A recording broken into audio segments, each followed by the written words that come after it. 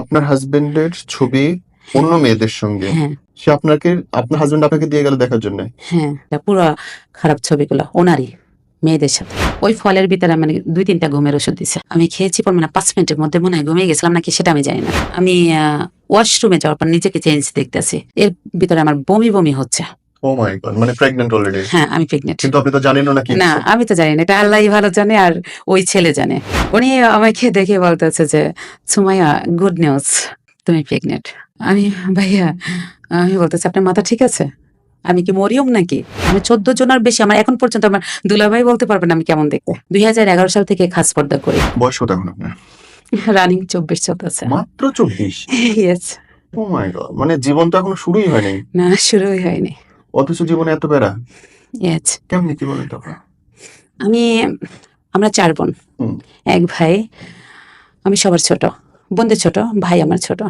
আমি যখন ক্লাস 1-এ পড়ি তখন আমার বাবা বাহিরে চলে যায়। হুম। যখন আমি ক্লাস 4-এ পড়ি তখন বাবা আসে। হুম। আসার পরে আমাদের গ্রামের একটা সসার যেটা হচ্ছে যে ছোট মেয়েদের মানে বিয়ে হচ্ছে, এটা বড় হলে তখন তারা পারিবারিকভাবে আনুষ্ঠানিকভাবে নিয়ে যায়। ওয়েট, মানে হ্যাঁ এটা আমাদের বুকিং করে রাখার মতো? হ্যাঁ বুকিং করে, যে মেয়েটা ছোট, দেখতে সুন্দর, ফ্যামিলি ভালো, আমরা মুরব্বীর একটা কথা রেখে দিবে যে এই মেয়েটাকে আমার বউ মানে ছেলের বউ করব। মানে মেয়ে বুক করে রাখে হ্যাঁ ছোটবেলায়? হ্যাঁ ছোটবেলায়। ও মাই পরে গড, এটা হোক আর না, কোথাকার এটা? কোন এটা জেলায়? পিরোজপুরের যে। পিরোজপুরে? হ্যাঁ এখন হচ্ছে না, কিন্তু এটা 2008-9-তে এরকমই ছিল। আমি কয়দিন আগে পিরোজপুরে ঘুরে আসলাম। তার মানে হয়তো এখনো হচ্ছে, হয়তো আমরা। না, এখনো হচ্ছে, ছোট ছোট গ্রামে এখনো খোঁজ নিলে হুম। এটা হচ্ছে, কিন্তু ভালো ফ্যামিলিতে এখনো হচ্ছে না, চেঞ্জ হয়ে গেছে এটা। পিরোজপুরে মেয়ে বুক করে রাখা যায় ছোটবেলায়? হ্যাঁ হ্যাঁ, মার এটা বাবা। রেখে দিয়ে এটা একদম চাপিয়ে রাখে, পরে এটা যখন মেয়েটা একটু বড় হয় হুম। তখন ছেলেটা যখন নিতে চায় তখন তো হয়ে যায়। ও আর মেয়েটার পছন্দের অপছন্দের কোনো গুরুত্ব দেয় না ও গশ। গার্ডিয়ানেরা। তো তখন আমাকে ছোট দেখে, যাই হোক এলাকার ছেলেরা খুব চয়েস করতো, হ্যাঁ। বা মুরব্বীরা বলতো যে মেয়েটা বড় হলে। আর বাবা, আমার একটা ভাই নেই, হুম। ছোট একদম। হুম। হুম। বাবা তখন ভাবছে যে আমার মনে হয় এই কাজটা করলেই ভালো হয়। হুম। তো একজনের সাথে কথা বলে রেখেছিল হুম। যে বড় হলে তারপর দিব। সেখানে যখন আমি ক্লাস 6-এ পড়ি, আমাকে যখন জানিয়েছে যে তার সাথে আমার এরকম কথা দিয়ে রেখেছে, তখন আমি বলছি ইম্পসিবল। এটা ছোটবেলা থেকেই আমি ঘাটটা মানে যেটা প্রতিবাদ বলি, করতে শেখেন? হ্যাঁ প্রতিবাদী। আমি যেটাই বলি ওইটাই, কারণ আমি ভাবি যে না, এটা আমার লাইফ স্টাইল, আমার লাইফে কাকে আমি লাইফে জড়াবো সেটা হচ্ছে আমার সিদ্ধান্ত। হুম। আমার সবকিছু আমার বাবার সিদ্ধান্ত নিক, ফ্যামিলি নিক, হুম। কিন্তু বিয়েটা আমি নেব। Right. তাই আমি সবার কাছে এই কথাটা বলার পরে সবাই আমার ফ্যামিলি এটা টর্চার করছিল কিরকম? যে ওখানে নেওয়ার জন্য, এটা শারীরিকভাবে বা মানসিকভাবে। মারছে? হ্যাঁ, এটা আমার বড় দুলাভাই যে, উনি আমাকে অনেক টর্চার করছে। মানে গায়ে হাত তুলছে? হ্যাঁ অনেকবার, যেটা আমি মানার। অনেকবার? হ্যাঁ ফ্যামিলিগতভাবে তারা বাধা দেওয়ার পরে মায়ের, বোনের সবার টর্চার এটা সহ্য করা লাগছে। আমি তাদের কাছে বলতে পারছি না যে আমি ছোট সময় এটা মেনে নেব কেন, বাট এটা কেউ কারো কাছেই আমি ভালো সাজেশন পাইনি, বা কেউ আমাকে সাপোর্টও করেনি। আমার 3 দুলাভাইয়ের ভিতরে একজনে মাওলানা, ভালো বিজনেস, সৌদি আরবে 14 বছরের মতন বিজনেস ছিল। আর মেজো দুলাভাই, সেও ব্যাংকে জব করতে, আর মালয়েশিয়া আছে। সে দুজন হাফেজ, সবাই ভালো বুঝছেন, শিক্ষিত, কিন্তু কেন ভুল করছে এটা আমি জানি না আমাকে নিয়ে। হুম। যাই হোক, আমার বাবা পরে এটা নিয়ে বসে বলছে যে না, মেয়ে যখন চাচ্ছে না তাহলে হবে না। আব্বা বলছে? আমার বাবা তখন সৌদি আরব থেকে বলছে, বাবার কথাটা শোনার পরে তারা সিদ্ধান্ত নিয়েছে যে না ওকে। ওয়েট, আপনার বাবা যখন সৌদিতে যায় তখন আপনি ক্লাস 1-এ পড়েন? হ্যাঁ আবার আর যখন মাঝখানে ফিরে আসে তখন ক্লাস 4-এ পড়েন? হ্যাঁ তার মানে এটা, এই কথাবার্তা কোন ক্লাসের সময় হচ্ছে? ক্লাস 4-এ বসে। ক্লাস 4-এ, মানে আপনার বয়স 10 বছর? হ্যাঁ 10 বছরে আপনার বিয়ে দেওয়ার জন্য রীতিমতো আপনার উপরে মারতেছে? হ্যাঁ, এরা তো অমানুষ। কারণ যে ছেলেটার সাথে এই করেছে, এটা আমার ফ্যামিলিটা কেমন নিচেদের কথায় চলে না, আর্থিক অবস্থা থেকে আমার ফ্যামিলি অনেক বেশি। এরা কষ্ট আছে? হ্যাঁ না, ওকে। টাকা প্রচুর টাকা ইনকাম করে, কিন্তু ওনারা আরো চায়। ও দাদা, তাহলে হচ্ছে আপনার ফ্যামিলি অর্থনৈতিক কষ্টে নেই, কিন্তু লোভী। হ্যাঁ লোভী, ও। প্রচুর টাকা ইনকাম করে আমার দুলাভাই সবাই, এভরিথিং, কিন্তু টাকা আরো চায়, তাদের এমনি হচ্ছে না এটা মনে করে। প্রচুর টাকা ইনকাম করে, বাবাও 17 বছরের মতন বাহিরে ছিল, হুম। ভাই আছে, তারপর হচ্ছে বোনেরা সবাই, হুম। সবার প্রচুর টাকা ইনকাম করে, কিন্তু তাদের এই ভাবে যে আমাদের আরো দরকার, ওকে। এটাই। পরে আমি বাবার কাছে বললাম যে আমি পড়াশোনা করবো, আর আমার আগে হতে স্বপ্ন ছিল ভাইয়া যে আমি পড়াশোনা করব। হুম। আমাকে বাবা তারপর এসে দেখে যে আমি ক্লাস 8-এ পরেই বড় হয়ে গেছি। হুম। বাবা আমাকে একটা মাদ্রাসায় ভর্তি করে দিছে, আলিয়া মাদ্রাসায়, যে মেয়ে বোরকা পড়বে তাহলে আর কেউ চয়েস করবে না। গ্রামের ছেলেরা বেশিরভাগই প্রচুর ডিস্টার্ব করতো। এই এই জন্য আমাকে আলিয়া মাদ্রাসায় ভর্তি করার পরে আমি 8 আর 9 পড়ি নাই। হুম। ফর্ম ফিল আপ করে জিদ করে, সবার ছোট তো, হ্যাঁ। আর আমাকে স্বাধীনতা, তখন আমার বাবা এত স্বাধীনতাটা আমাকে দিয়েছে হুম। বলার বাহিরে। মাশাআল্লাহ। হ্যাঁ, তখন আমি 8, 9 না পড়ে ডিরেক্ট এসএসসি। হ্যাঁ। এটা আপনি তো আমার মার মতো। আমার মাও সেম কাজ করছে। আচ্ছা, আমি পরীক্ষা দেওয়ার পর আলিয়া আমি 4 পয়েন্ট ওখান থেকে রেজাল্ট করি। বাহ। সবাই বলে যে তুমি তো ফেল করবা কয়েকটা সাবজেক্টে, কারণ আমার আরবির কোনো অভিজ্ঞতাই নেই। হুম। ইংলিশে ভালো আমি, কিন্তু আরবিতে আমার কোনো অভিজ্ঞতা নেই। হুম। তখন এই পরীক্ষা দেওয়া আমার একটা চিন্তা ছিল যে আমি ভালো রেজাল্ট করব, আমার ক্যারিয়ার থাকবে, কিন্তু আমি কোনো ছেলেদের সাথে টাইম পাস করব না। Very good. এটা হচ্ছে আমার ফার্স্ট টাইম, এখন পর্যন্ত এভাবে আছি। হুম। তা গ্রামের ছেলেরা খুব পছন্দ করতো, এটা আমি চাইতাম যে আমাকে পছন্দ করুক, স্বাভাবিক। আমার প্রতিদিন প্রপোজ আসুক, এটাও আমি চাইতাম। স্বাভাবিক। কিন্তু আমি সুন্দর চাইতাম, মানুষটা হইতেই পারে চাওয়া। এটাই আমি চাইতাম। কিন্তু এটা মনে হয় আমার সবচেয়ে ভুল ছিল, চাওয়াটা বেশি ভালো না, কারণ ছেলেরা একতরফাও ভালোবেসে ফেলে, হুম। তাকে নিয়ে স্বপ্ন দেখে তাকে বাধা দিতে হয় যে না আমি চাচ্ছি না। হুম। এটা মেয়েদের একটা ভুল, ওটাই নিয়ে ছেলেরা সামনে এগিয়ে যায়। হুম। আমার রেজাল্টের পরে আমি মহিলা কলেজে, ডিগ্রি কলেজে করি, যে আমার বাবা বলতেছে না এখন তুমি বিয়ে করবা। হুম। তখন বাবা সৌদি আরব, মা আমাকে ওখানে আমার খালাতো ভাই থাকে, তো উনি আবার একটু আছে গ্রামে যে একটু যাদের নেতা খাতা একটু বেশি এমনি, যাদের একটু সাপোর্ট করে, হুম। হুম। ইয়াং ছেলেরা আছে না যে বাবার বা তার মামুর জোরে চলে, হুম। এরকম কিছু, ওদের আর্থিক অবস্থা ভালো। হুম। ও আমাকে দেখে চয়েস করে, হুম। ফ্যামিলির কাছে বলে যে আমি খালামণি আপনার মেয়েটাকে বিয়ে করতে চাই। হুম। মা বলে আলহামদুলিল্লাহ, মা প্রতিটা জিনিসই আলহামদুলিল্লাহ বলে। হুম। আর্থিক ভালো হলেই হবে, আমার ফ্যামিলির ছেলে আছে কিনা না মরে গেছে, ফ্যামিলির কখনোই আমি মানে ব্যাড রেকর্ড গুলো বলিনি, আজকে ফার্স্ট টাইম বলতেছি হুম। যে ওরা চাচ্ছে যে আমাদের আর্থিক অবস্থা হলেই হবে, ছেলে থাকুক আর না থাকুক। মানে ছেলে কি করে কিছু যায় আসে না, না, বাড়ি হ্যাঁ। আছে, গাড়ি আছে, টাকা পয়সা আছে, দিয়ে দাও বিয়ে, হ্যাঁ, হ্যাঁ, কোরবানি দিয়ে দাও মেয়েকে। এটাই, হ্যাঁ। ওরে বাপরে। আমার মায়ের কাছে বলার পরে আলহামদুলিল্লাহ বলেছে, আমি বলছি না ইম্পসিবল, আমি বলছি না আমার সব সিদ্ধান্ত আপনারা নেবেন, কিন্তু বিয়েটা না, বিয়েটা আমিই করবো হুম। চয়েস করে। তখন বললো যে তুমি দেখো তোমার খালাতো ভাইয়ের টাকা আছে, সবকিছু থেকে কেউ তোমাকে রাস্তায় চোখ দিয়ে তাকাতে পারবে না, হুম। ও চোখ উঠাই ফেলাইবে, এটা বলতেছে। পরে আমি বলতেছি এইরকম কাউকে আমি চাইও না যে উঠাইয়ে ফেলাক, হুম। আমি এরকম কিছু চাই না, আর আমার এখনো পড়াশোনা দরকার। তারপরে মা বললো যে না পড়াশোনা না, ওর কাছে ও অনেকবার লোকজন নিয়ে উঠাইয়ে নিতে আসছে, আমাকে অন্য বাড়িতে লুকাইয়ে রাখছে, এরকম লুকাইতে লুকাইতে থানার পিছনে পুলিশের কাছে বলছে যে এভাবে মেয়ে নিয়ে সমস্যা। তখন বললো যে আচ্ছা ঠিক আছে, তাহলে তোমরা একটা কাজ করো, তুমি ঢাকাতে নিয়ে যাও, সবাই পরামর্শ দিচ্ছে। আমাকে মা বা দুলাভাই ঢাকাতে নিয়ে আসে, তখন গুলশানে থাকে আমার দুলাভাই, ব্যাংকে জব করে, বোনের কাছে থাকে। দুলাভাইয়ের এখানে একটা কথা হচ্ছে, দুলাভাই যেখানে জব করতো হুম। ওনাকে যে জবটা দিয়েছে সেই ছেলে দিয়েছে, হুম। যে ছেলের সাথে আমার এই অ্যাক্সিডেন্টের কথা বলতেছে এখনই শুরুতে, হুম। উনি তখন সচিবালয় জব করে। হুম। তো এখন কোন সচিবালয় জব করে এটা আমি কনফার্ম বলতে পারবো না, কারণ উনি ওনাকে জব দিয়ে দিয়েছে। হঠাৎ করে করোনা, হঠাৎ করে ভাইয়া হুম। উনি আমার দুলাভাইয়ের কাছে বলতেছে যে, আমার দুলাভাইয়ের নাম ধরে বলছে যে আমি একটা মেয়ে চাই, বিয়ের জন্য। হ্যাঁ বিয়ের জন্য, হুম। শুধু একটা মেয়ে, তোমাদের কাছে খোঁজ থাকলে এরকম কয়। আপনি তো যে পরিমাণ, উনি মাস্টার্স কমপ্লিট করেছে হচ্ছে কুষ্টিয়া থেকে, হুম। তারপরে মাওলানা শেষ করছে তামিলাত মিল্লাত থেকে। হুম। দেখতে শুনতে খুব ভালো। তা ওনাকে উনি যে বলার পরেই আমার দুলাভাই ভাবতেছে যে আমার তো একটা শালী আছে, হুম। অনেক সুন্দর, আর বয়স কম, তাহলে ওনারই বলা লাগে। উনি সবকিছু বাদ দিয়ে আমাকে বলছে হুম। যে আপনি দেখতে পারেন। বাসাতে এসে দেখলো, দেখে বলতেছে যে আমাকে উল্টি পড়ে গেছে। আপনার সম্মতিতে? হ্যাঁ, আমি রাজি আছি, ওকে।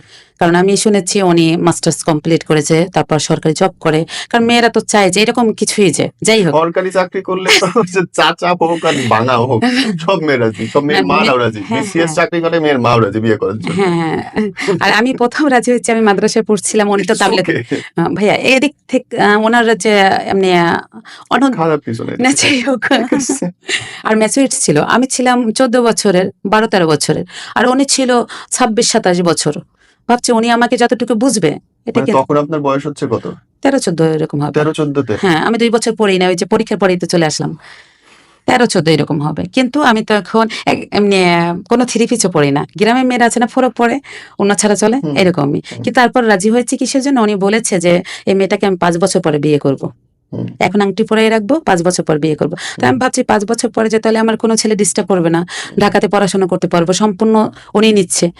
বাসায় যেটা পেয়ারা বা ছেলেরা চয়েস করে এগুলো তো থেকে আমি বাঁচতে পারবো। হুম, আমি অনেক কিছু ভেবে কিন্তু এখানে হ্যাঁ বলেছি। বুঝতে কিন্তু তাকে চয়েস করি নাই। হুম, এমনি একটা যে ফিলিংস আসা মেয়েদের, এই জিনিসটা আমার প্রতি আসেনি ওনার কাছে। হুম, রাজি হয়েছে শুধু আর্থিকের দিক থেকে বাঁচার যে জন্য। হ্যাঁ, বাঁচার জন্য যে ছেলেদের কাছ থেকে বাঁচতে পারবো। সঠিক, সঠিক। পরে উনি এটা বলে কাবিন করে চলে গেছে। আমি যতদিন বড় না হব ততদিন আমার সাথে কোনো দেখা সাক্ষাৎ হবে না। পুরোপুরি উনি আমার দায়িত্ব নেবে। হুম, যতটুকু সম্ভব আমাকে সেফে রাখবে, দায়িত্ব নেবে। কিন্তু উনি আমার কাছে আসবে না বা ওনার সাথে আমার দেখা সাক্ষাৎ হবে না। হুম। পরে আমার মা বলেছে তাই শুধু কাবিন করবে কেন, সরাটাও করে ফেলো। সরা কি? ওটা যেটা মেন মুসলমানের ওই যে মেয়েদের, কবুল বলাটা। হ্যাঁ, কবুল। ওকে, ওকে। এটাও বাদ দিবা কেন? তারপর তুমি চুপ থাকো যখন তুমি হাজবেন্ডই ওর। হুম, মায়ের কথা বুঝছেন, ফ্যামিলিটাই আমার, আমি তো আগেই বলছি ফ্যামিলিটার ভিতরে আর্থিক ঝামেলা। অবস্থা হলে হ্যাঁ, তাহলে সবকিছুই হয়ে যায়। মায়ের কথায় উনি রাজি হয়েছে। হুম, হওয়ার পরে উনি চলে গেছে। আমাকে ওই শুধুই সালাম দিয়েই চলে গেছে। এরপর ওনার সাথে আমার কথা হয়নি, ফোন নাম্বার দিয়ে গেছে যে আমাদের সাথে আগে বন্ধুত্ব হতে হবে। আমি 2-3 মাসই খুব ভালো ছিলাম, গুলশানে ছিলাম। ওনার এক ভাবি কাস্টমসে জব করে, ভাইয়া সচিবালয়, ওনারা সেই হাই লেভেলের, আমাদের সাথে অ্যাডজাস্ট হয় না। হুম, আমার ফ্যামিলি সবাই খুশি, এমনকি ওই মঠবাড়িয়া থানার ভিতরে বলছে যে ফার্স্ট যদি কেউ হাজবেন্ড হিসেবে পায় তাই সেটা আমি। ওকে। হ্যাঁ, তাই সবাই আমাকে সবাই ফোন করে প্রশংসা করতেছে আমার হাজবেন্ডের যে এরকম কয়টা মেয়ের হয়। যাই হোক, আমি কিছুদিন যাওয়ার পরে একটা মেয়ে তখন 2013 না 14 সালের কথা, আমাকে একটা ছোট্ট একটা ওটা হচ্ছে মেমোরি নিয়ে আসছে। এটা মনে হয় 8 GB, আমার যতটুকু মনে আছে। তো ছোট্ট বাটন ছেটে আগে মেমোরি ঢুকিয়ে ভিডিওগুলো দেখতো না। জি, জি, জি। আমাকে একটা ফোন দিছে, ছোট বাটন, কিন্তু আমি ভিডিও দেখতে পারতাম। হুম, ওই ফোনে বলতেছে যে তুমি এইটা ঢুকাইয়া রাত্রে দেখো এটার ভিতরে কি আছে। হুম, রাত্রে যখন ঘুমাতে গেছি তখন আমি ওই ছোট্ট মেমোরিটা ভিতরে ঢুকিয়ে তারপরটা চালিয়ে দেখতে যাচ্ছি যে এটাই কি। পরে দেখতেছি এটা পুরো খারাপ ছবিগুলো ওনারই মেয়েদের সাথে। এটা দেখার পরে ভাইয়া আমি তখন আপনার হাজবেন্ডের ছবি অন্য মেয়েদের সঙ্গে হ্যাঁ, সে আপনার হাজবেন্ড আপনাকে দিয়ে গেল দেখার জন্য? হ্যাঁ, ছবি না ভিডিও? ভিডিও। একটা 2টা ভিডিও মনে হয়, একটা মেয়ের সাথে, একটা মেয়ের সাথে, মানে অন্য কোনো মেয়ে আমার শারীরিক মিলনের ভিডিও? হ্যাঁ, হ্যাঁ, একদম পুরোপুরি। আর আমি তো তখন ছোট, আমি এর ব্যাপারে কোনো অভিজ্ঞতাই নেই বা আমি জানি না, শুনি না। আমি তখন খাস পর্দা করি। আমি কোনো ছেলেদের দিকে তাকান তো ভালো। আমার লাইফে আমি এমনভাবে মেনে নিয়েছি, শুধু হাদিস কোরআনের বই পড়ি আর এমনি একদম পুরো কোনো ছেলেদের সাথে আমার মনে হয় চোখ দিয়ে তাকানো। এই যে গুলশানে ছিলাম, তাও এমনভাবে বাহিরে নামতাম শুধু আমার চোখ দুইটাই দেখতো, এছাড়া আর কিছুই না। তা সেই অবস্থা ওইটা দেখার পরে ভাই আমি সাথে সাথে সেজদায় পড়ে গেছি উঁচু করে। চাল্লা, এটা আমি শুনেছি মেয়েরা নাকি ভালো হলে হাজবেন্ডও ভালো হয়, কিন্তু আমি কার জন্য অপেক্ষা করেছিলাম আর সে কিরকম ক্যারেক্টারের। আমি সেজদায় পড়ার পরে ছোট একটা মেয়ে, ওর নাম বিথি, সাথী বিথি, আমার সাথেই থাকতো। ওই যে তার বাবা যে কাস্টমসে জব করতো না, ওই বিথি এসে আমাকে বলতেছে আন্টি কান্না করেন কেন? আমি বলছি যে মা এইটা কি তোমার আঙ্কেলে, তুমি দেখো তো। কয় আমি ছবিটা আমি বড় করে আমি দেখাচ্ছি। কয় হ্যাঁ এটা আঙ্কেলে। আমি কি তোমার আঙ্কেলের এই মেয়েটার চিনি? কয় হ্যাঁ আমি এই মেয়েটার চিনি, বাসায় আসছিল। তার মানে মেয়েটার সাথে সম্পর্ক। ওর সাথে যে একটু কনফার্ম হলাম, ওনাকে ফোন দিলাম যে আপনার সাথে আমার একটু কথা আছে। উনি বাসায় চলে আসছে। বাসায় কেউই ছিল না, ফ্রাইডে আর স্যাটারডে ওরা বাসায় কেউ থাকতো না, ওই বিথি মেয়েটাই থাকতো। মেয়েটা বাসায় ছিল। আমি বলতেছি যে আপনি একজন আলেম। পৃথিবীতে একটা মেয়ে বিশ্বাস করে যখন একটা ছেলে আলেম হয় বা দিনের পথে হয় বা একটা কলেজে ছেলে যখন 5 ওয়াক্ত নামাজ পড়ে, তখন তাকে পুরোপুরি বিশ্বাস করে যে না, এই ছেলেটা খারাপ হতে পারে না। তাহলে এখন যদি আপনাদের ভিতরে এটা থাকে তাহলে আমরা কাকে বিশ্বাস করব? আলেম হয়ে হ্যাঁ, সে অন্য মেয়ের সঙ্গে শারীরিক যৌনতা করে বেড়াচ্ছে, আবার তার সঙ্গে ভিডিও করতেছে, হ্যাঁ। আবার সে তার বউরে আবার সেই ভিডিও পাঠাচ্ছেও। না, এই ভিডিওটা অন্য একটা মেয়ে আমাকে ওনাকে ব্ল্যাকমেল করার জন্য, উনি তো জানে না এটা। আমাকে এটা আমাকে দিয়েছে যাতে আমি সরে যাই ওনার লাইফ থেকে, বুঝতে পারি যে আমার হাজবেন্ডের ক্যারেক্টার কিরকম। যাই হোক, আমি ওইটা দেখে আমি বলতেছি যে আপনি, আর ভাইয়া একটা কথা হচ্ছে কি, আলেম হোক কলেজের হোক বা ইউনিভার্সিটির হোক আর যে মাদ্রাসা 5 ওয়াক্ত নামাজ পড়ে তাকে মানুষ বিশ্বাস করে। হ্যাঁ মানুষ বিশ্বাস করে। যার একটু আমরা দাড়ি আছে মুসলমান মানুষ এটুকু তো বিশ্বাস করে। বিশ্বাস করবো যে না। বিশ্বাস করতে ভালো লাগে। হ্যাঁ, আর একটা মেয়ে কিন্তু তার হাজবেন্ডকে যথেষ্ট পরিমাণ বিশ্বাস করে। হ্যাঁ, উচিত সেটা। একদিনের জন্য হলেও সে কিন্তু মৃত্যুর আগ পর্যন্ত বিশ্বাস করে। অবশ্যই উচিত। এটা মুসলমানের মেয়েদেরই এটা আমাদের বাংলাদেশি মেয়েরা কিন্তু এদিক থেকে ভালো। হুম। আমি সাপোর্ট করি। অবশ্যই। মেয়েদের হাজবেন্ডকে খুব বিশ্বাস করে যে আপনার আমার হাজবেন্ড এটা জানার পরে কি বললো? উনি বলতেছে যে আমাকে বলতেছে যে এটা আমার লাইফস্টাইল, আমি এটা করেছি, এটা তোমার কাছে আসছে, তোমার ভালো লাগলে তুমি আমার সাথে থাকবা, না থাকলে তুমি চলে যাবা, এটা বলছে। আমি ও মাই গড, মানে সে কোথায় আফসোস করবে, সরি না বলবে, কিছুই বলে তওবা করবে তা না। না, সে বলছে আমার লাইফস্টাইল এটাই, এটাই আমার লাইফস্টাইল, আমার সাথে এভাবে থাকতে হবে। এরকমই থাকতে হবে। তারপরে আমি ভাবলাম যে আমি মনে হয় মধ্যম ফ্যামিলির একটা মেয়ে, Oh my বা আমার Lord. ফ্যামিলিটা বেশি টাকার উপর ডিপেন্ড করে, উনি বুঝতে পারছে, তাই এই কথাগুলাই বলছে। আমি ওনার দিকে তাকিয়ে বলছি যে আমি আল্লাহর উপরে ছেড়ে দিলাম, কিন্তু আপনার সাথে আমি থাকবো না, ডিভোর্সটা আপনি পেয়ে যাবেন, কারণ আপনার সবকিছু মেনে নিতে পারবো কিন্তু ক্যারেক্টার না। তখন উনি বলে যে তোমার না বেশি দিমাগ, এটা কি রূপের দিমাগ করো না কোনটা? আমি কাছে রূপের কিছু না, কিন্তু আমি আপনার সাথে থাকবো না। উনি এটা তর্কাতর্কিতে উনি আমাকে একটা চর মারছে। আমি তর্কাতর্কিটা বেশি করেছিলাম, যে বলেছিলাম যে আমি কাকে বিশ্বাস করলাম, আর আমার অনেক খারাপ লাগতেছে যে আমি কি করেছি। আমি যে কোনো ছেলে আমাকে পিছনে পিছনে হাঁটাহাঁটি করে, আজকে সেই ছেলেদের রাইখা আমি আমার ফ্যামিলির কথা কাকে বিয়ে করলাম, যাকে আমি দেখলামও না, কিছুই না, সেই ছেলেটা কি রকম ক্যারেক্টারের, এটা আমি পরে যদি আমার ওনার সাথে আমি জড়িয়ে যেতাম বা একটা বাচ্চা হয়ে যেত, তখন আমি কি করতাম। Right. আমি তখন আফসোস করতেছি, ওনাকে তর্কাতর্কিতে উনি একটা চড় মেরেছে, আমি কিছুই বলি নাই, উনি চলে গেছে। আমি বলছি আপনি একসাথে হবে, যেই বলক করে দিয়েছি উনি প্রচন্ড রেগে, কারণ আমি আমার সাথে এখন কথা হচ্ছে না, উনি ভাবছে যে মেয়ে থাকবে না। তখন উনি বাসায় আসছিল, এটা হচ্ছে আমি তখনই হালকা হালকা ঘুমের ওষুধ খাওয়া শুরু করছি। হুম। মোটামুটি এই যে কম দামি ঘুমের ওষুধ, আমার ঘুম আসতো না তখন, পড়াশোনাও একদিকে, তারপর হচ্ছে এইটা মা এটা করতেছে, ফ্যামিলির কাছে যেতে পারবো না, কারণ বাসায় গেলে অন্য বাড়িতে থাকতে হবে, নিজের বাড়িতে থাকতে পারি না, ছেলেরা রাস্তায় উঠলে প্রচুর ডিস্টার্ব করে। এটা নিয়ে আবার খালাতো ভাই গাড়ি নিয়ে আসে নিয়ে যাওয়ার জন্য, খুব ঝামেলার ভাবছি যে তাহলে এখন আর কি করব। আমি যদি মধ্যম ফ্যামিলি একটা ছেলেকে নিয়ে ভেগে যাইতাম, এটা নিজে নিজে তাও আফসোস ভালো করি, ছিল। তাকে নিয়ে সংসার করতাম, গরিবের হলেও ভালো হতো, আমি বাবা মার এটা মানলাম কেন, আফসোস করতেছি। তারপর উনি হঠাৎ করে বাসায় আসছে, বাসায় আইসা বিথিরে বলতেছে তোমার আংটি কোথায়। তখন আমার বয়স মনে হয় 14 বছর, আমি তখন একটু বুঝি, আর আমি একটু ছোটবেলা থেকে একটু বুঝটা ভালোই ছিল আমার মনে হচ্ছে। তো উনি যে বলছে আংটি ঘুমানো, তা বলতেছে আমি একটু যেটাই হোক ভ্যালেন্টারে যে জুসটা করে বেশিরভাগই মেয়েরা এখন খুব পছন্দ করে, সব ফল মিলিয়ে আমি ওটা খুব পছন্দ করতাম। তো উনি এটা জানে, ওই ফলের ভিতরে মানে 2-3টা ঘুমের ওষুধ দিছে, দিয়ে বলছে যে তোমার আংটির কাছে নিয়ে যাও। আমাকে যখন ও বলছে আংটি খাইবা নাকি, আমি বলছি হ্যাঁ দাও। আমি খেয়েছি পর মানে 5 মিনিটের মধ্যে মনে হয় ঘুমিয়ে গেছিলাম নাকি সেটা আমি জানি না। কিন্তু উনি যাওয়ার পরে আমি ওয়াশরুমে যাওয়ার পর নিজেকে চেঞ্জ দেখতেছি, কারণ আমার তখন জ্ঞান বুদ্ধি যতটুকু, আমার 14 বছরের এখনকার মেয়েরা আছে যে বুঝে না, কিন্তু আমি তখন বুঝতাম, পড়াশোনায় ভালো ছিলাম, তো আমি অল্পতেই বুঝতাম যে আমার চেঞ্জ কেন, কারো কাছে শেয়ার করি নাই। যখন আমি ভাবতেছি যে এটা পার্সোনালি কথা ভাইয়া, যে আমার পিরিয়ড হয়ে গেছে কিন্তু এখন হচ্ছে কেন, এটা নিয়ে একটু মাথার ভিতরে ঘুরাচ্ছি যে আমার তো হয়ে গেছিল কিন্তু এটা আবার হচ্ছে কেন। রক্তটা কেন? Right. হ্যাঁ, পরে আমি ভাবির কাছে শেয়ার করি, ভাবি আবার ওদের লাইফ স্টাইলটাই ছিল অন্যরকম, ওরা বেশিরভাগই চলাফেরার সাথে আমার সাথে মিলতো না। ওর হাজবেন্ডকে আমি দেখা দিতাম না, আমি 14 জনের বেশি, আমার এখন পর্যন্ত আমার দুলাভাই বলতে পারবে না আমি কেমন দেখতে, হ্যাঁ, এখন পর্যন্ত বলতে পারবে না আমার আপন ওই দুলাভাই। বাসাতেই অথচ ছিলেন। হ্যাঁ, কেউ জানে না, আমার আপন দুলাভাইরাই জানে না আমি কেমন দেখতে। আমার হাতের এই কয়টা হ্যাঁ, এখন মনে হয় বর্তমানে দেখতেছে, আগে ছিল না, আগে তো পুরোটাই ছিল। আর পায়ের মজার কথা। এটা পর্যন্ত এখন পর্যন্ত এই 23-24 বছর পর্যন্ত আমি 2011 সাল থেকে খাস পর্দা করি, তখন খুব পিচ্ছি। খাস পর্দা মানে হচ্ছে এটা। হ্যাঁ, যেটা কাউকে 14 জনের ব্যতীত, যেটা আমি ইসলামে আমাদের বলেছে, এর ব্যক্তি আমি কাউকে দেখা দিই নাই। ওকে। তো এখন পর্যন্ত আছি ইনশাল্লাহ, কিন্তু এখন একটু যাই হোক এই যে পড়াশোনার কারণে মনে হচ্ছে যে ছেলেদের সাথে আমার কথা হচ্ছে, আগে তো কথা কম হতো। পরে ওনার কাছে ও যেই আমাকে বিথির কাছে বলতেছি যে বিথি আমি তো আমার কেমন আমার ব্যথা করতেছে, বাসায় কেউ আসছিল কয় না, ও যদি তখন বলতো যে ওর আঙ্কেল আসছে, তা আমি একটু মেধায় নিতাম যে না হে আসছিল কেন। তো ও বলছে ওরে নাকি 200-300 টাকা দিছে আর মজা কিনে দিয়ে গেছে, ছোট বাচ্চা তো ওইটাই খুশি হয়েছে, বলে নাই, বলছে বলবা না। এভাবে আমি চেঞ্জ দুইবার দেখেছি আমার শরীরে, যেটা আমি সবসময় নামাজে বলতাম যে কেন চেঞ্জ হচ্ছে, বা আমি আছে না গ্রামে মেয়েদের একটু বলে যে জিন ভূতে ধরে, হুম। আমার শরীরে আমাকে আবার জিন ভূতে ধরেছে কিনা এটা ভাবতাম, কিন্তু শুধু নামাজে কানতাম। তখন ওই 41 দিন আমি তাহাজ্জুদ নামাজ মানলাম যে আল্লাহ 41 দিন তাহাজ্জুদ নামাজ পড়ি তাহলে এটা রেজাল্ট আসবে, কেন হচ্ছে, কারণ এটা তো আমি কারো কাছে বললে যদি আমি মেয়ে মানুষ যদি এটা নেগেটিভে যায়, হুম। কারণ পজিটিভ নাও হতে পারে। Right. পরে এটা ভাবির কাছেও শেয়ার করিনি, কারণ ভাবিরা উচ্ছৃঙ্খলা, হুম। তাদের সাথে আমার মিলতো না।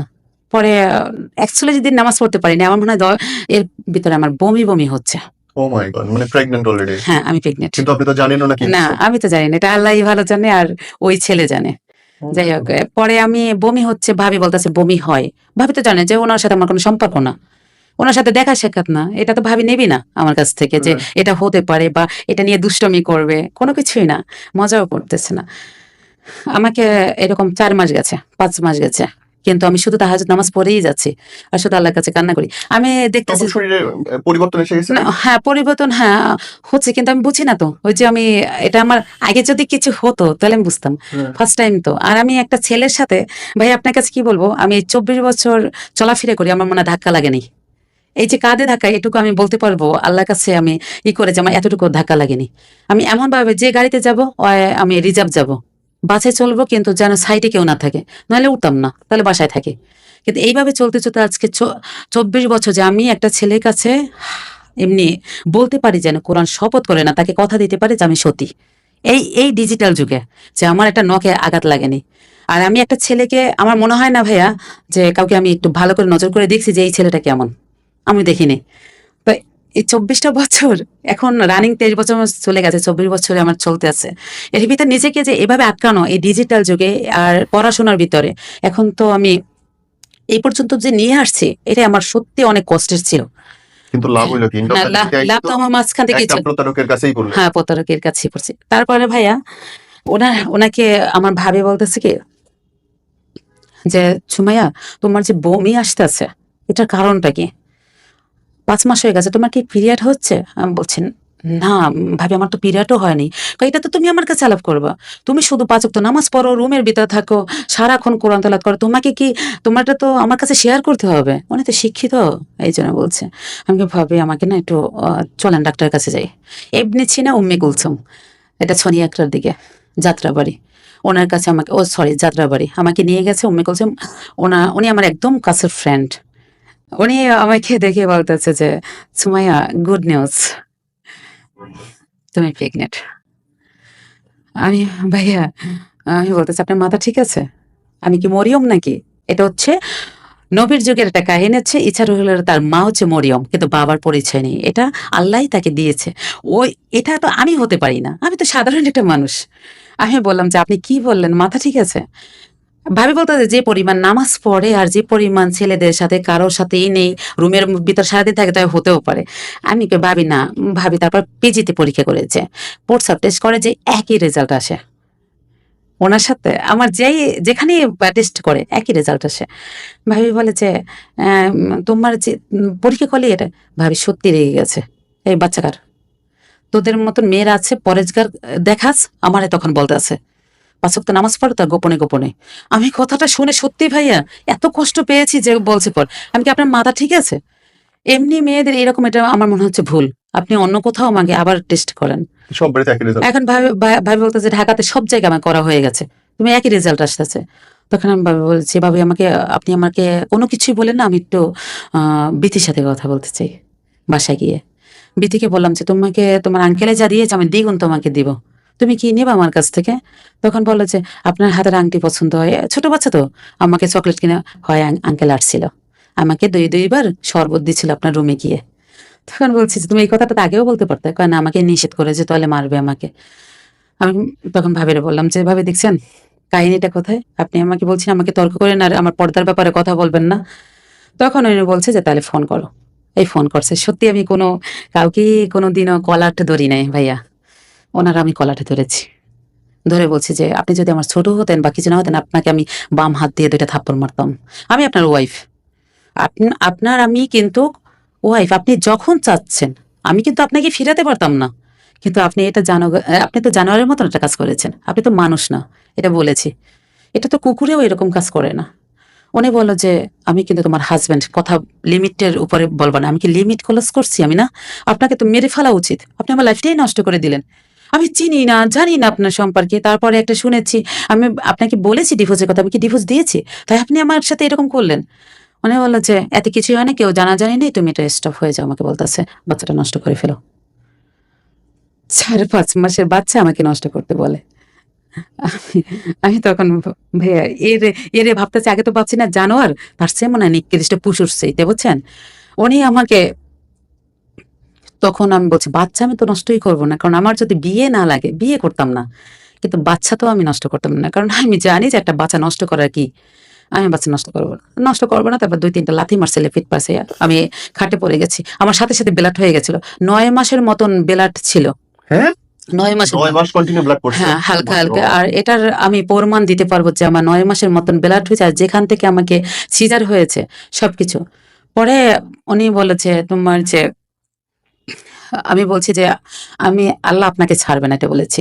দুনিয়াতে নয় আপনি উড়ে গেলেন, কিন্তু আল্লাহ তো আপনাকে ধরবে। আমি আপনাকে ছাড়বো না, তো এই বাচ্চা দেওয়ার পরে আমি আপনাকে এই বাচ্চা দিয়ে আমি প্রতিশোধ নিব যে আপনি আমার লাইফটা কেন নষ্ট করলেন। বলতেছে বাচ্চা তো দুনিয়াতে আসবেই না, বাচ্চা তো নষ্টই হয়ে যাবে। পরে ভাবি আমাকে নিয়ে গেছে, নেওয়ার পর বলতেছে বাচ্চা ঠিক আছে, লাথি মারার পরে ঠিক আছে, ও দুনিয়াতে আসবে, বুঝছেন, যে আসবে তাকে ফিরানোর কোনো ক্ষমতা নেই কারো। বাচ্চার জন্য আমি বলছি যে বাচ্চা যেদিন হবে ওই দিন, উনি বলছে যে 41 দিন পর আমাদের ডিভোর্স হয়ে যাবে। বাচ্চা উনি চাই, আমার কাছে চাইছে যে কেউ জানবে না। আর এটা আমাদের ফ্যামিলি কারো কাছে আমি বলি নাই, 5 মাসের পরেও বলি নাই, যখন 8 মাস গেছে তখনও বলি নাই, কারণ ফ্যামিলি তো উল্টো পাল্টা। ফ্যামিলিকে আমি এখনো যদি পারতাম, তাহলে আমি মানে আল্লাহর কাছে না দুনিয়ার কাছে সবার কাছে দায় দিয়ে যেতাম যে আমার ফ্যামিলি সবচাইতে খারাপ, আমার লাইফটা নষ্ট করার মেইন কারণ আমার ফ্যামিলি। পরে আমি বললাম যে ফ্যামিলির কাছে যখন আমার এরকম শনিবার সিজারে বলছে যে ছোট মেয়ে, আর আমি প্রচুর টেনশন করতাম। আমি টেনশনে কিন্তু মনে হয় যে আমার 114টা ছুরার ভিতরে আমি প্রতিদিন একটা ছুরা মুখস্থ করতাম আর পেটে ফু দিতাম যে বাচ্চাটা যেন এমন হয়, এই বাচ্চাটার যেন আমার গর্বের দোষ না হয় যে মা ভালো ছিল না। বাপ তো জানোয়ার ছিল, কিন্তু মা তো ভালো ছিল। আমার যেন সুনামটা সারা বিশ্বে ছড়িয়ে যায় যে মা ভালো ছিল। আমি প্রতিদিন ছুরা পরে পরে তারপর ফু দিতাম। 9 মাস পরে ওরা বলতেছে যে আপনার সিজারে নিতে হবে, কারণ আপনি ছোট, তারপর হচ্ছে প্রচুর টেনশন করছেন, রক্তর ব্লাডের হ্যাঁ কন্ডিশনটা ভালো না।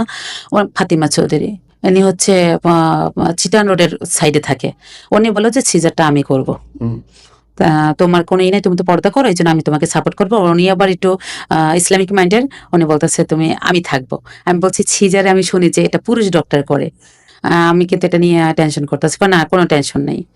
এই আমাকে তখন মাকে ফোন দিয়েছি, মা এসে দেখে, মা বলে যে আমাদের কাছে আগে বলো নাই কেন? হুম। আমি বলছি না, তোমরা তো বড় লোক জামাই চেয়েছো, যে আমি কত টাকার ফ্ল্যাটে থাকি বা খাটে ঘুমাই, কিন্তু এইটা চাইছো, কোনোদিন তো চাওনি যে আমি কত টাকা সুখী। এর ভিতরে কিন্তু ওনার সাথে শুধু ফোনেও কথা না, ওই বাসায় নার্স আছে বা কাজের লোক আছে, ওরাই দেখাশোনা করে, ভাবি আসে, এই এরা।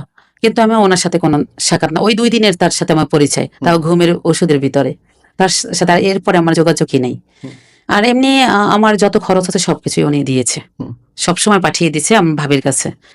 পরে সিজার একটা মেয়ে হয়, তখন আমি ডাক্তারের কাছে যখন আমার রুমের ভিতর ঢুকিয়েছে, তখন আমি বলতেছি 2জন ডাক্তার আমার পিছনে, আর সামনে হচ্ছে ম্যাডামে। তখন আমি বলতেছি আমার কাছে কিছু স্বর্ণ আছে, আমার হাজবেন্ডের বাবার আছে, এটা আমি দিব, কিন্তু আপনারা আমাকে মেরে ফেলেন, কারণ আপনারা যদি এখানে আমাকে মেরে ফেলেন, তাহলে ওই বাচ্চাটা জানলো যে মা সিজারের সময় মারা গেছে, কিন্তু এই বাচ্চাটা যখন বড় হবে তখন আমাকে ছাড়া যখন থাকবে, তোমার মা কোথায়, বা আমার আদরটা যখন ও বঞ্চিত হবে, তখন আমি কি জবাব দেব?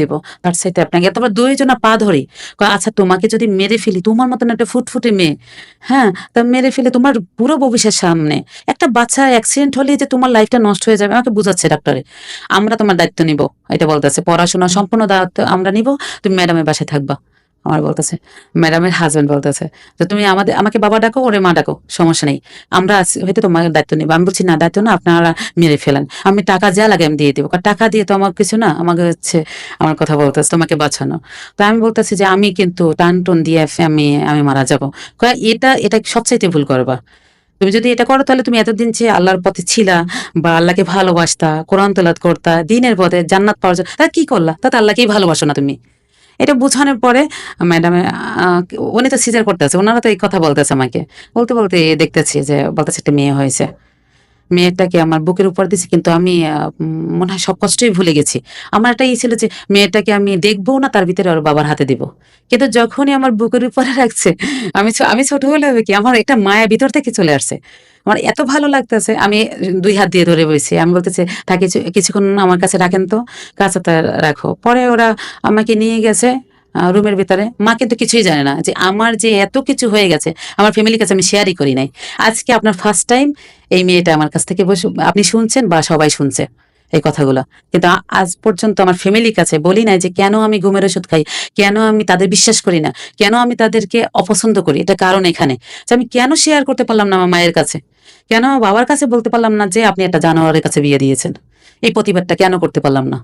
কিন্তু আমি পারি নাই, কারণ তারা বিরূপ বলবে যে এটা কিছুই না, তা সামলাও, সরকারি চাকরি করে, ছেলের টাকা আছে, বাড়ি আছে, গাড়ি আছে। এই ছেলেরা তাদের লাইফ স্টাইল অন্যরকম, তারা রাত্রে অন্য মেয়েদের সাথে মিলবে, এগুলো দেখবা। পাশে ঘুমায়, আমার বোনেরা মাঝে মাঝে বলে জামাই পাশে ঘুমাইলে অন্য কারো তাতেও কি হয়েছে। ওদের আমি বলছি তোমার হাজবেন্ড যদি ঘুমায় তখন কিছু বলে না, অপরের হাজবেন্ড অন্যের পাশে ঘুমালে কিছু না, কিন্তু ওদের হাজবেন্ডের কথা বললে তখন ওদের গা জ্বলে। পৃথিবীতে কোনো মেয়ে বলতে পারবে না এটা যে আমার হাজবেন্ড অন্য কারো হোক, এটা কোনো মেয়ে মেনে নেবে না। এটা যদি হাজবেন্ড সন্তারাস হয়, খারাপ হয়, সে চায় যে আমার হাজবেন্ড আমাকেই ভালোবাসুক, আমাকে কেয়ার করুক। তা আমি ওদের কাছে কখনোই এটা ইনপুট আমি কখনোই ওদের কাছে পাইনি, এই ব্যাপারে সাপোর্ট করিনি, আমি আর শেয়ারও করিনি। পরে মেয়েটাকে নেওয়ার পরে মা খুশি হয়েছে, ওর বাবা এসে মেয়ের গলায় একটা চেন দিয়েছে। মেয়ে ছাড়া আর কিছু ছিল না, 41 দিন পর ডিভোর্স হয়ে যাবে। উনি তখন চিটাগানে চলে যায়, কিসের জন্য জানি, আমি কখনই খোঁজ নিই না, কারণ যার সাথে আমার সম্পর্ক নেই তার সাথে আমার খোঁজের কোনো দরকার নেই। আর ওনার সাথে ওনাকে যেখানেই দেখি ইচ্ছে করে আমি গলা টিপে মেরে ফেলি। আপনার কাছে কি বলো, ইচ্ছে করে যে ওনারে কেন আল্লাহ দুনিয়াতে এখনো রেখেছে, ওনাকে মেরে ফেলে না কেন এরকম। 3-4 মাস হয়ে যাচ্ছে দুইজনা খেলতে খেলতে, আমার পড়াশোনা আমি স্টপ করে দিয়েছি, মেয়েটার সাথে খেলতে খেলতে আমরা দুজন বন্ধু। আমাকে মা ডাকতো না, সোনামণি ডাকতো, সোনামণি মা, সোনামণি ডাকতো আমারে। আস্তে আস্তে ওর কাছে এমন একটা বন্ধুত্ব হয়ে গেছি, এটা বলার বাইরে। ওরে ছাড়া আমার ভালোই লাগে না, একই পোশাক পরি আর ওরে 3 বছর সময় বোরকা পরাই। এই ওরে আমি ইসলামিক মাইন্ডেরই বানাচ্ছি, নামাজ পড়াচ্ছি বা ওরে একই বোরকা পরছি। ও আমার হাত মোজা পরতো, বড় বড় হাত মোজা পরতো, আম্মু আমি এটা পরি, এটা একই খাবার খাইতাম, একই একই এর লিপস্টিক মধ্যে কি পরা। ডিভোর্স হয়েছে না হয় না, ডিভোর্স হয়নি, ওরকমই ওইরকমই আছে। উনি কি টাকা পয়সা দিচ্ছে? হ্যাঁ দিচ্ছে। ওকে, কার বাসায় রাখতেছে তখন আপনার? তখন আমরা এই যে আলাদা বাসায় আছি, ভাবিও থাকে অন্য রুমে আর আমরা অন্য রুমে থাকি মানে আপনি আপনার ভাবির সাথে? হ্যাঁ ভাবির সাথে। আচ্ছা, ওকে। পরে ওনার এক মানে বড় ভাইয়ের ওয়াইফ, উনি হঠাৎ করে তার হাজবেন্ডকে পছন্দ না করে আমার ওই মেয়ের হাজবেন্ডকে পছন্দ করে ফেলে। আপনার জামাইকে? হ্যাঁ।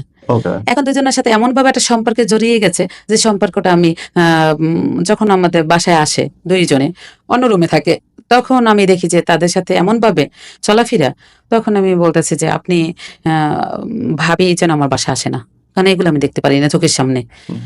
তার দেবরের ভালো লাগে অন্য কোথাও ঘুরে যাক বা অন্য কিছু। তো এটা বলার সাথে সাথে উনি বেল খুলে, আপনার হাজবেন্ড হ্যাঁ ওনার ভাবিকে নিয়ে আপনার বাসায় অন্য রুমের মধ্যে লক করে হ্যাঁ ক্রিয়াকর্ম চলতেছে? হ্যাঁ, তারা দুজনে একই সাথে দৌড়ে এগুলা বুঝছেন, রুমে দরজা আটকিয়ে। এগুলো আমি বলছি যে আপনারা যদি ফ্রিও থাকেন বা ফ্রেন্ডও হন, কিন্তু আমি চাই না যে আমার রুমে বসে এগুলো হোক। আমি আপনারা অন্য কোথাও যাইয়া ই করেন, দুজনে ঘুরে আসেন, ভাবি আর দেবর মিলে। তখন উনি ওই কথাটা নেগেটিভ নিছে। তখন বলতেছে, তার ভাবি মনে হয় বলছে যে ওরে একলা মাই দাও ইচ্ছা মতন, তাহলে ঠিক হয়ে যাবে। ও এত বড় কথা বলছে, এটা বলতেছে। তখন উনি বেল খুলে, সেদিনের মায়ের কথা বলতে পারবো না, রুমের ভিতরে বসে বেল খুলে এত পরিমাণ মারছে, লাস্টে ওই বাচ্চাটা বাবার এখানে হাতে কামড় দিছে। কামড় দেওয়ার পরে তখন বাচ্চার বয়স 3.5-4 বছরের মতন। কামড় দেওয়ার পরে ছেড়ে দিছে আমারে, কিন্তু আমার বেল দিয়ে পিঠাইছে। পরে আমি যে চিৎকারটা যদি পাশে ফেলাটে শোনে, দেখছিলাম আমি অন্য ভিতরে মুখে দিছিলাম, আমার মুখ থেকে রক্ত ছুটে গেছিল, কারণ সারা শরীরে। আর আমি যদি তখন কান্না করতাম, অন্য পাশা ঢাকায় তো জোরে চিৎকার দিলে অন্য পাশা থেকে লোকজন চলে আসে, তো সবাই পছন্দ করতো। তো তখন আমি মনে হয় 3-4 দিনের মতন গা ব্যথা ছিল আমার সারা শরীরে। বেলের তো মানে রক্ত থানা দিয়ে গেছে এমনি এই সাইড ওই সাইডে। পুলিশকে বলেন না কেন? পুলিশের কাছে হ্যাঁ আমি যেতে পারতাম, ওনার শাস্তিও হতো, কিন্তু আমি থাকতাম কোথায়? ওই আগের মতনই ছেলেরা ডিস্টার্ব করতো, বাবাও সাপোর্ট করতো না। পুরো দুনিয়াতে আপনি একমাত্র মেয়ে যে থাকার অসুবিধা হতো। আমার থাকার জায়গা হয় থাকতো, কিন্তু আমি সবসময় ভাবতাম যে আমার ফ্যামিলি সাপোর্টে থাকতে তো আমি পারতাম। ফ্যামিলির কাছে এটা যেই বলতাম যে পুলিশের কাছে, তখন ওনারা বলতো যে আমরা নেই, তো তুমি কেন গেছো? এটা নিয়ে আমাকে আরো ডিসিশনে ফেলতো আমার ফ্যামিলি। বলতেছে তুমি আমাদের কাছে না জিজ্ঞাসা করে তুমি কেন এটা করেছো? আর আমি ভাবতাম যে থাক না কিছুদিন, তারপর তো ডিভোর্স হয়ে যাবে, তারপর তো আমরা দুজন আলাদা হয়ে যাব। তখন তো উনি আমাকে এটা ডিস্টার্ব করতে পারবে না, মারতে পারবে না, আর কয়দিন আর মারবে। হঠাৎ করে একদিন বললো কি যে তুই পর্দা করতে পারবি না, আমার বলে ডিভোর্স দিব দেরি আছে, তুই পর্দা করতে পারবি না। আমি কি কেন পর্দা করতে পারবো না? আমার এখানে অনেক মানে যারা ফ্রেন্ড ওরা আসবে, আমার যারা আছে আত্মীয় স্বজন আছে, তাদের দেখা দিতে হবে। আমি বলছি পারবো না, আপনি যত পারেন তত আমাকে মারেন, কিন্তু আমি পর্দা ছাড়তাম না, এটা বলতেছে। তখন বলতেছে পর্দা ছাড়বি না তাহলে আমার রুম থেকে বের হয়ে যায়। আমি কি সেটা আপনি আমার বাবা আসলেই তাদের কাছে বলে আমার ডিভোর্সটা দিয়ে দিলেই হবে, তারপর আর আপনার আমার প্রতি কোনো খেয়াল রাখতে হবে না, বা পর্দার কোনো কিছুই থাকবে না, আপনার মেয়ে আপনি নিয়ে যাবেন।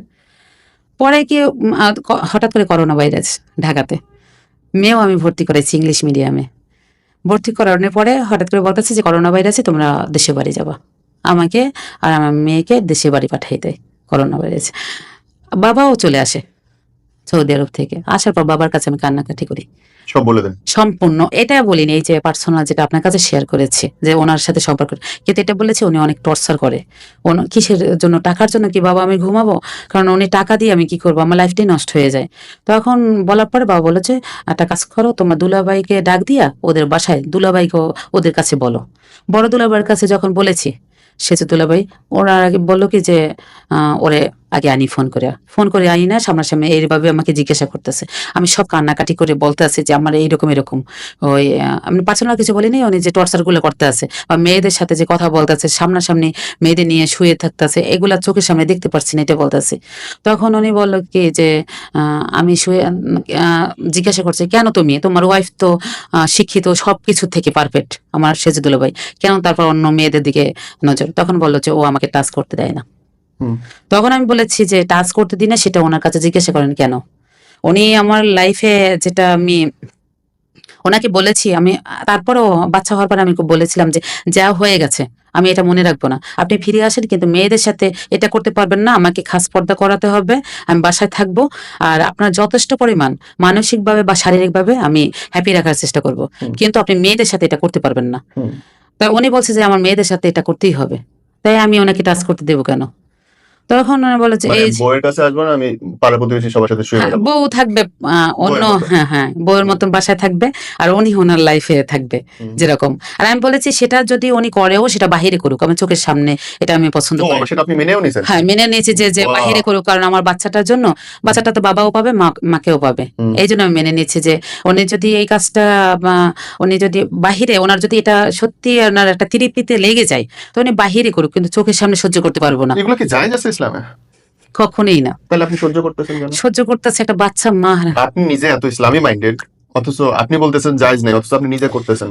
জায়েজ নেই, একদম নাই ভাইয়া। আর এটার প্রতিবাদ যদি আমি ফার্স্টেই করতাম না কারো কাছে, না করাটাই তো এখানে অন্যায়। হ্যাঁ ওই অন্যায়টাই তো এখন দ্বিগুণ হয়ে গেছে। আর এটা মেনে হচ্ছে আমি, কারণ আমি যদি প্রতিবাদ করতাম বাচ্চাটাও আজকে সেফে থাকতে বা আমিও ভালো থাকতাম। দ্বিগুণ হয়ে গেছে মানে? দেখুন এখন তো দ্বিগুণই, আমি বলতেছি দেখবেন দ্বিগুণই হয়ে গেছে আমার প্রতিবাদ না করার কারণে।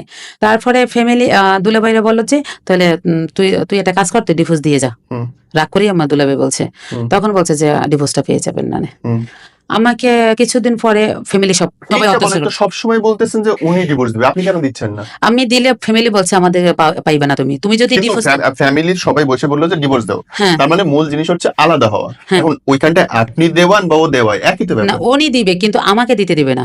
আচ্ছা আমি বুঝলাম না, কিন্তু আপনার দুলাভাই বলছে যে তুমি ডিভোর্স দিয়ে চলে যাও জামাই, কেন দুলাভাই তো এটা বলতে পারতো ঠিক আছে আমি ডিভোর্স দিয়ে দিচ্ছি তুমি চলে যাও? না এটা বলে না, বলছে যে তুমি সবাই চায় যে তারপরেও আপনি ওর সাথেই থাকেন। হ্যাঁ এটা কি করছে, ওখান থেকে বলার পরে আমাকে বলতেছে আমাকে তাহলে আমি ডিভোর্স দিয়ে আসি, চলেন ডিভোর্স দিয়ে বলতেছে। তখন ফ্যামিলি যে তুমি যদি ডিভোর্স দাও তো আমাদের পাইবে না, ও দিবে ডিভোর্স, ওর ক্ষমতা আছে ডিভোর্স দেওয়ার, এমনি গ্যাঞ্জাপ করবে ওর সাথে যে ওখানেই আমাকে দিবে। এখন আমার মা বোনেরা সবাই রাত দিন টর্চার করতেছে, যেমনি মেয়েটারে খাবারটা দিতেছে না। মেয়েটাকে এই আপনি যে কাছে মেয়েটা দেখতেছেন ও কিন্তু আমার কাছেরই, ঠিক আছে, আমার স্বাস্থ্যবানী মেয়ে, একদম খাবারটা পর্যন্ত আমার মেয়েটাকে 3 বেলা যদি খাবারটা হয় তাই এখান থেকে খুব করতেছে, কারণ তাদের আমার তো কিন্তু ফ্যামিলি অনেক আর্থিক অবস্থায় খুব ভালো, আমি আগেও বলেছি। হ্যাঁ, কিন্তু লোভী লোভী। হ্যাঁ, লোভী। তা এই আপনি বলেন অত্যাচারটা বাড়লো কেমন? মানে আপনাকে আবার নিয়ে আসলো somehow ঢাকায়। না, আমাকে ঢাকাতে আর আসি নাই। তারপর ও আমার বাবারা ও ফ্যামিলি ভাবেই আমাকে টর্চার করতেছে। আমি হঠাৎ করে মহিলা কলেজে ভর্তি হয়েছি। ইয়েতে পটুয়াখালীতে না, বা বরিশালে বরিশাল, ওকে। ভর্তি হয়েছি আর মেয়েটাকে ভর্তি করাই দিছি। হুম। বলছি যাই হোক আমার যে টাকা পয়সা আছে মোটামুটি বাবার কাছে ছিল, হুম। আমার হাত খরচে টাকা পাঠিয়ে দিতাম।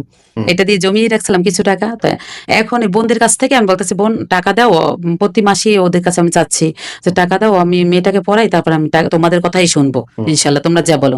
আমি মেয়েটারে মাদ্রাসায় ভর্তি করাই দিই। হুম। এটা হাফিজিয়া মাদ্রাসায়, ওইখানেও থাকে আর আমি মহিলা কলেজে। হুম। হুম। তা থাকার পরে এখন মেয়ে ওই আমার কাছ থেকে থাকতে থাকতে কেমন যেন কান্নাকাটি করতেছে। কারণ সপ্তাহে আমি 2 দিন দেখতে পারছি, তারপর 6 দিন আমার সাথে দেখে না। তো ও কান্নাকাটি করতেছে।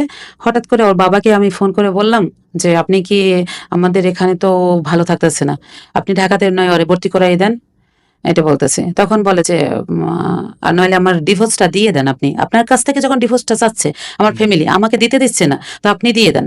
তো ওনাকে রিকোয়েস্ট করার পরে ওই উনি 1.5 মাস পরে ডিভোর্স পাঠিয়ে দেয়। হুম। ডিভোর্স পাঠানোর পরে আমি বাবাকে বলে আমি সাইন দিই, বাবা বলতেছে না ওইখানেই যাবা। হুম। কেন? ডিভোর্স হওয়ার পরে দুলাভাইরা বলে যে মা। ওইখানেই যাবার, তা ডিভোর্স হওয়ার পরে ওখানে ডিভোর্স, যেখানে আমার ডিভোর্স হয়ে গেছে ওখানে আবার যাই কেমন করে। তখন বলতেছে যে তুমি একটা মেয়ের জন্য মা কোরবানি হয়ে যায়, তুমি কেমন মেয়ে, আমার বলতেছে আর কেমন মা আমাকে। আমি বলতেছি যে মানে আপনি বাড়িতে আছেন, মা বাবার উপরে খাচ্ছেন যাচ্ছেন, এইটা তাদের কাছে অনেক বড় মনে হচ্ছে। হ্যাঁ, এটা এখন অনেকে মনে হয় বোচা বোচা মনে হচ্ছে, বোঝা আমার মনে মনে হচ্ছে। পরে বাবা বলল কি আমরা ডিভোর্স যখন হয়ে গেছে যাই হোক এটা নিয়ে আর ই করা লাগবে না, আমি বিয়ে দিব, আমার নিজের পছন্দের মতন মেয়ে বিয়ে দেবো। এখন আমি বলতেছি মেয়ে যখনই আমার বিয়ের কথা শুনে আমার বাচ্চা তখনই কান্নাকাটি করে হুম। আমার কাছে বসে। তখন বলে যে মা তুমি বিয়ে করো না, শোনা তাহলে আমি কার কাছে থাকবো। আমি বলছি হুম। কখনই না, আমরা পালাই যাবো, আমি বিয়ে করতাম না তোমারে নিয়ে। এই যে এটা বলতে বলতে ওর আব্বু ঈদের পরে হঠাৎ করে ওরে নিতে আসে। হুম। নিতে আসে পরে আমি বলছি যে মা আমাকে কিন্তু তুমি ছেড়ে যাবো না, কিন্তু আমি মনে হয় অনেকবার রিকোয়েস্ট করেছি যে তুমি কিন্তু গেলেই আমার বিয়ে দিয়ে দিবে, আর আমি বিয়ে করবো না, কিন্তু তুমি কিন্তু যাইবে না আমাকে ছেড়ে। এটা বলছে, ও বলছে যে হ্যাঁ যাবো না, কিন্তু সবার মাঝখানে বসে বলতেছেন বাবার কাছে যাব। কিন্তু তখন ভাই আমি ছোট্ট ছোট 2টা পা মনে হয় চাইপা ধরছি এভাবে নিচের দিকে বৈশা, গ্রামে তো মাটিতে বসে আমি ছোট্ট 2টা পা চাইপা ধরছি যে মা তুমি আমাকে ছেড়ে যাবা না। তখন ও আমাকে 2-3 বারই ধাক্কা দিয়েছে, লাথি মারে, কিন্তু আমি আবার পাটা চাইপা ধরি। কারণ একটা মায়ের কাছে যে তার বাচ্চাটা যে কতটা ইম্পর্টেন্ট আমি জানি না, যারা বাচ্চা রাইখা পরকিয়া করে সেই মেয়েদের বিবেক আছে কিনা। আমি তো মনে করি একজন হাজবেন্ড সাইডে থাকা যায়, কিন্তু বাচ্চা থাইকে না। আমি বারবার গ্রামের মানুষ বলছিল যে তোমাকে লাথি মারে নিজের বাচ্চা, কিন্তু আমি বলছিলাম যে না, আমাকে লাথি মারো কিছুই হবে না, ও আমু তুমি আরো আমাকে লাথি মারো, কিন্তু আমাকে ছেড়ে যাইও না। তো বারবার কোলে চাইপা দেয়, তুমি কি মানুষ, আমার বলে, আমার মেয়ে বলে তুমি আমাকে ছেড়ে দাও, তুমি আমাকে কি খাওয়াবা, কারণ তোমাকেই তো তোমার ফ্যামিলি সহ্য করতে পারছে না। আর যেখানে আমি যাচ্ছি বাবা সচিবালয় জব করে, অনেক টাকা, ঢাকাতে থাকতে পারবো, আমি দামি দামি চকলেট খেতে পারবো। আমি বলছি দামি চকলেট না, তুমি তো আমাকে নিয়ে একটু ঘুমাতে পারবা, বা আমি তোমরা দুজন একসাথে থাকতে পারবা, তুমি তো উচ্ছৃঙ্খল হয়ে যাবে, কারণ তোমার বাবা তো ইসলামিক মাইন্ডের না, তুমি তো এরকমই করবে না। তখন ওর বাবাকে আমি পাচাই পা ধরছি যে আমার মেয়েকে নেওয়ার পরে যদি আমার মেয়ে যদি কোনো রকম ইসলামিক মাইন্ড ছাড়া অন্য রকমের উচ্ছৃঙ্খলা না মেয়েদের মতন হয়, তো আপনাকে আমি ছেড়ে দিব না। একচুলো ওনারা বলছি যত শাস্তি আছে এটার দ্বিগুণ শাস্তি কিন্তু আপনি পাবেন, আমি পুলিশের কাছে যাই যেখানে। তখন উনি বললো কি যে আমি কথা দিলাম ওরে মাদ্রাসায় পড়াবো। তো সত্যি সত্যি উনি ঢাকাতে নিয়ে আসার পরে আমি মনে হয় এতবার ফোন করেছি, আমার 8-9টা ছিম উঠাইছি শুধু ওই বাচ্চার জন্য। আর ছিম উঠাই যখনই ফোন করি তখনই বাচ্চা আমাকে বলে তুই আমার মা না। ওর বাবা যে মেয়েটার সাথে আবার রিলেশনে জড়াইছে ওই মেয়েটাকে বিয়ে করছে, স্থানীয় মেয়ে। দুইজনই ভালো আছে, কতটুকু ভালো আছে আমি জানি না। ও বাবা একবার আমার সাথে প্রচুর কান্নাকাটি করেছে যে আমাকে ক্ষমা করে দাও, মনে হয় দুনিয়ায় আমি শাস্তি পাইতেছি। আমি বলছি যে ক্ষমা আমি কোনোদিনও করবো কিনা আমি জানি না, কিন্তু আপনাকে দেখেন আল্লাহ ক্ষমা করে কিনা, আমি আপনাকে ক্ষমা করার কি আছে। তা মেয়ের কথা ভাই আমি বলতে পারতেছি না, যতবারই ফোন করি আমি মা হয়ে এত কান্না করি, কিন্তু মেয়ের একটুও মায়া লাগে না। বলে তুই আমার মা না, তুই আমার মা না। এটা আমার এখনো ভিতর কষ্ট লাগে যে মা না আমি। পরে যাই হোক 3-4 মাস যাওয়ার পর বাবা বলতেছে যে মা বলে না, যে তোরে সহ্য করতে পারে না, কেন তার অপেক্ষায় থাকবি। আমি হঠাৎ করে আইএ পাস করার পরে আমি বাবাকে বললাম যে বাবা আমি বরিশালে এটা হচ্ছে গভর্নমেন্ট হিসেবে আমি নার্সিং কোর্স শেষ করব, দেখবো ওখানে ভর্তি পরীক্ষা দেওয়ার পরে আমি মা শিশু নিয়ে এটা এই ব্যাপারে আমি চাই যে ভালো একজন ডাক্তার হতে বা নার্স হতে, আমাকে সাপোর্ট করেন। বাবা বললো যে না অত অনেক টাকা। আমি বলছি না, আমি এটা যদি গভর্নমেন্ট হিসেবে আমি পরীক্ষা দিই আর আমার চেষ্টা আছে আমি পারবো। তখন বাবা বললো কি না, আমাদের অনেক টাকা তোমার পিছনে কাছে দুলাভাইরা খরচ করছে, তাই হ্যাঁ বাপ তাহলে তোমরা আমরা যেখানে দিব ওইখানে। হঠাৎ করে তিনটা ছেলে পছন্দ করছে, একটা হচ্ছে লন্ডনে থাকে, আর একটা এখানে আরবি প্রভাষক, আর হচ্ছে একজন সরকারি জব করে। তিনজনের বয়স হবে 40 থেকে 42 বছর। মানে আপনার 2-3 গুণ। হ্যাঁ, কেউ ওর ওয়াইফ মারা গেছে, বাবা বলছে ওয়াইফ থাকলেও কিছু না, কিন্তু কোটি টাকা আছে তো। আমার এয়ারপোর্টের জমিটা মানে 1.5 কোটি জমিটা এটা লিখে দেবে। আমার যারই ছবি দেখায় সে বলে যে বউ মনে হয় ছেড়ে দিবে, এই অবস্থা। আমি আপনার মেয়েকে বিয়ে করতে চাই, কিন্তু যদি যত লাখ টাকা লাগে আমি রাজি আছি, কিন্তু ওই মেয়েটাকেই আমি চাই। কারণ ভাবে যে মনে হয় পৃথিবীতে আর কোনো মেয়ে নাই, আমি মনে হয় মেয়ে, আমি জানি না। তাদের বুঝানোর পরে যে আপনাদের আমার পছন্দ হয়নি, কেন বাবাকে বারবার নক দেন? আর বাবা এই নক দেওয়ার কারণে বাসায় বসে আমি মনে হয় 3 বেলার খাবার মনে হয় 1 বেলা খেতে পারি না, এত পরিমাণ টর্চার করে। নামাজ পড়া যে টাইমটা, তারপর আমি উপরে রুমে শুয়ে থাকি মনে হয় বেহুশের মতন। চাল্লাই এখন কি করবো, যাকে আমি চয়েস করি না। এখন তাদের পছন্দ বিয়ে করলে আমার লাইফটা নষ্ট হয়ে যাবে। একবার তো আমি আমার জীবনে হয়েছে, তারপর যদি আমার এবার লাইফটা নষ্ট হয়ে যায়। মেয়ের সাথে যোগাযোগটা এখন বন্ধ, হুম। একেবারে বন্ধ। মেয়ে যে সিম দিয়েই কল দিই, সেই বলে যে তুই আমার মা মেয়ের না। বয়স কত এখন? এখন 8 বছর মনে হচ্ছে। লাস্ট দেখা হয়েছে কতদিন আগে? 1 বছর আগে। মানে ও দেখা করতে আগ্রহী? না, কখনোই না। ফোন করলেই বলে তুই আমার মা না, তারপরে এটাই শব্দ। নানা বাড়িতে যেই খাবার কষ্ট টষ্ট করছে হয়তো ওইগুলা থেকে ওর কারণ নানা বাড়ি খাবারটা কষ্ট যা করেছে তার চেয়ে মানসিক মানসিক টর্চারটা করছে বেশি। কারণ আমাকে যে টর্চারটা করছে না, যেমনি ঘরে বন্দি করে রাখছে, বোনেরা বলছে যে ছেলেরা কেন, তুই শুধু একটা মেয়ে। আমাকে এই জিনিসটা বেশি আমার কষ্ট দেয় ভাইয়া, যে বোনেরা বলে যে তুমি পর্দা করো, তোমার চোখ দেখে ছেলেরা চয়েস করবে কেন, তোমার বয়স শোনার পর চয়েস করবে কেন, তার মানে তুমি ছেলেদের সাথে কথা বলো, নাহলে কেন এটা এটা তোমার রাশিতে কেন। আর আমি এটাও আমি কাউকে বুঝাতে পারছি না যে কেন আমার ছেলেরা চয়েস করে। আমার মনে হচ্ছে যে আমি তাদের বুঝিয়ে বলেছি যে আমি যে ছেলেদের কাছ থেকে দূরে থাকি, টাইম পাস করি না, বা আমার ক্যারিয়ার, আমার পড়াশোনা, বা আমি একটা নামাজি মেয়ে, পর্দা করি, এটা মনে হয় ছেলেরা ফলো করে।